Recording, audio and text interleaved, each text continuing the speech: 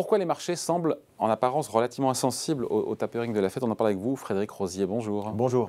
Vous êtes co-responsable de la gestion de portefeuille chez Mirabeau France. C'est vrai que le message est excessivement mesuré de Jérôme Powell. Ça a de quoi rassurer quelque part les marchés, parce qu'on aurait pu imaginer comme une réaction un peu moins positive. Il est comme question de cette drogue qui a, entre guillemets, qui a alimenté les marchés depuis des années, en tout cas depuis le début de la crise.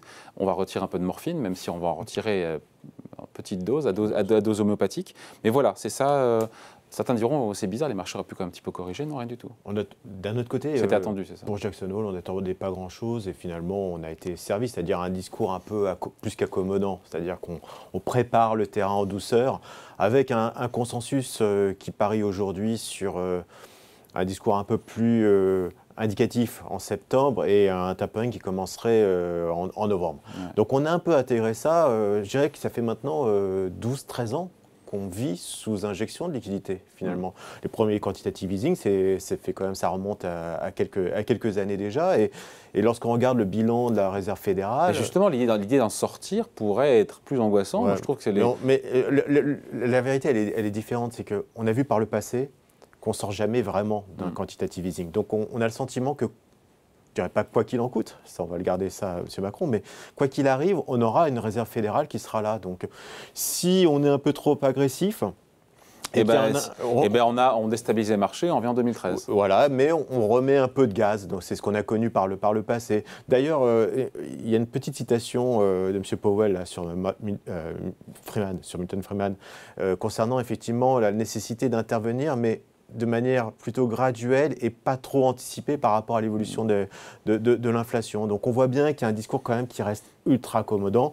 On parle aussi d'un tapering de 15 milliards. On n'est pas non plus, en tout cas anticipé, ce qui est quand même plutôt un tapering light lorsqu'on voit le bilan de la Réserve fédérale, quand même, qui est quand même massif depuis maintenant... On a combien? 7 000, 6 000, 6 000 milliards de dollars? Ouais, depuis grosso modo 2010, on a dû réinjecter 8 000 milliards de dollars dans la machine. Donc c'est un peu la machine à sous, là on en remet et c'est très difficile de revenir en arrière. Et à chaque fois qu'on est revenu en arrière, finalement, on a eu des opérations comme l'opération Twist de la Réserve fédérale. Donc on a toujours la mesure quand même de contrebalancer un effet négatif sur les marchés. Ouais. Donc ce tapering ne peut se faire qu'en douceur, au risque encore une fois de déstabiliser tout le monde. Tout ce qu'il nous a dit là était à peu près pricé par les marchés. Ouais. C'est même... Il en a dit c'était plus accommodant que ce que certains attendaient. C'est pour ça aussi que... je ne sais pas qui est-ce qui attendait autre chose. À vrai dire, nous, on attendait vraiment ce genre de discours. Il y a beaucoup de patrons de Fed d'antennes régionales qui c'est vrai. Alors, c'est intéressant d'ailleurs, vos confrères de CNBC ont listé un peu. Ouais. Il y a eu beaucoup d'interventions juste avant l'intervention de M. Powell, avec un discours un peu plus agressif sur la nécessité de remonter les taux d'intérêt. On connaît à peu près d'ailleurs l'évolution des marchés après un tapering. Là, on n'est pas vraiment dans un tapering. On est dans une pré-annonce quelque part de tapering.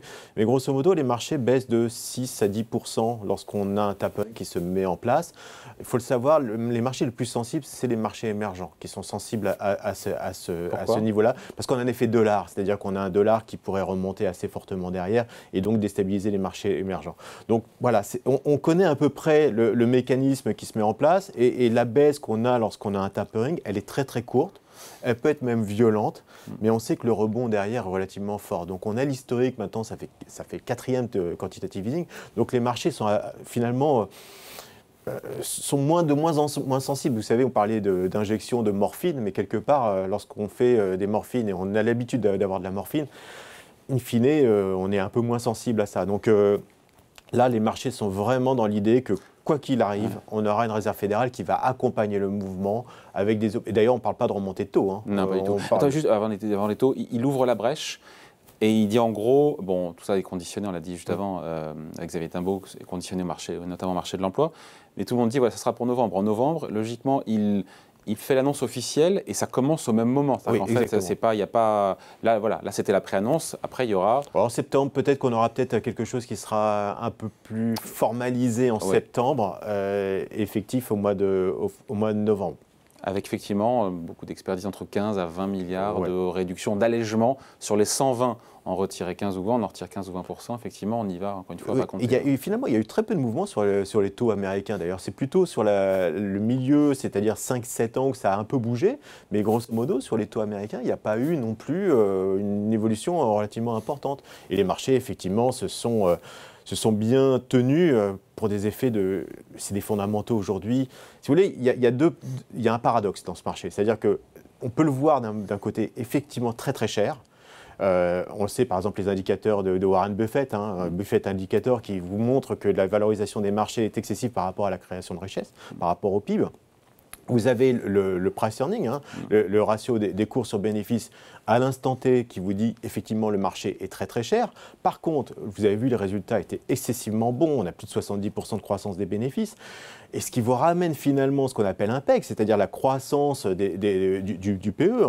Et on s'aperçoit qu'on est plutôt sur un marché bon marché au regard de cette croissance bénéficiaire. Donc, on a plein de paradoxes sur ce marché. Certains indicateurs vous disent attention, on est sur une valorisation excessive, à laquelle il faut quand même souligner qu'il y a une diversité dans le S&P. Les valeurs de croissance sont sur des niveaux de valorisation excessivement chers, mais avec des niveaux de profitabilité, des taux de marge net, de rentabilité nette. Oui, mais ce qui explique pourquoi on est aussi cher, c'est-à-dire qu'on est sur des taux, des marges nettes aux alentours de 14%, donc on est historiquement haut. Et à l'inverse, les valeurs value, elles, sont historiquement basses en relatif. En gros, on se paye 12 fois les bénéfices, et une marge nette, un taux de marge qui est à 5, donc pas grand-chose. Donc on voit, on a effectivement tout ce qui est technologie, semi-conducteurs, qui ont assez profité de la reprise et la disruption qu'on a connue dans l'économie, et les valeurs classiques, on va dire vieille économie, défensive, qui elles n'ont pas progressé, voire ont été un poids plutôt négatif sur le S&P. Donc, c'est aussi un peu le retour des valeurs industrielles, on a vu Saint-Gobain, Liquide. Oui, alors tout à fait, en Europe on a connu ça, aux États-Unis aussi, quand vous voyez les parcours, par exemple United Rentals ou Caterpillar, des parcours assez remarquables aux États-Unis, mais c'est vrai qu'on voit quand même dans certains services, même le secteur de la santé, parce qu'on est focalisé sur des Pfizer, mais il faut regarder un peu au-delà de ça, c'est des secteurs qui ont plutôt été des contributeurs négatifs en relatif. Donc voilà, c'est un marché à deux vitesses, il y a un marché qui est excessivement cher, justifié quelque part par la croissance bénéficiaire, et un marché qui est tout en bas, qui s'explique également par l'absence finalement de croissance des bénéfices. Ouais, un petit mot avant de se quitter juste sur les taux, parce que Jérôme Powell clairement a dit qu'il y avait encore beaucoup de chemin à parcourir avant de remonter les taux de la Fed. Beaucoup y ont vu un calendrier reporté à 2023, c'est ça, pas de hausse de taux avant 2023, et encore une fois là aussi à pas compter. L'emploi va nous dicter un peu la marge à suivre, mais a priori, oui, on s'achemine peut-être pour une année 2022 peut-être plus tranquille qu'on pouvait l'imaginer, et une hausse de taux en 2023. Mais honnêtement, on regarde la situation, si le variant Delta n'affecte pas trop l'emploi, il n'y a plus tellement de raisons de ne pas recommencer une politique de normalisation sur les taux, même en courant 2022. Et qu'est-ce qui est pressé par le marché sur les taux ?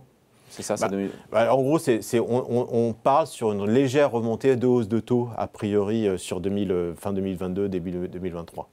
Bon, on en reparlera évidemment d'ici là. D'ici là, il faudra rentrer dans le dur du tapering. Ah oui. Et ça sera donc septembre, il y aura des petits cailloux qui seront semés. Mais attention quand même, je vous dis... Tout ça sans maîtriser, quand on vous écoute. Oui, mais n'empêche que sur l'annonce, on peut quand même avoir voilà, on le sait que ça va arriver. Mais 4 à 6%, c'est ça honnêtement, ça peut arriver. Historiquement, on l'a constaté de toute façon 3 fois déjà qu'on avait ce genre de mouvement. Donc, et quand ça rebaisse, évidemment, puis la Fed se calme. La Fed se calme, temporise un petit peu, et effectivement, on repart après sur peut-être de nouveau un Q5 ou un Q6 ou Q7. On verra en tout cas. C'est vrai qu'aujourd'hui, il y a une similarité entre la progression du S&P et la balance de la Fed. Si vous mettez les deux graphiques l'un sur l'autre, c'est strictement pareil. Donc on voit bien que le marché finalement est alimenté par une seule chose, c'est les injections de liquidités. On y revient. Bon voilà, en tout cas merci beaucoup. Explication signée Frédéric Rosier qui est de retour dans l'émission, co-responsable de la gestion de portefeuille chez Mirabeau France. Merci. Merci David. Salut.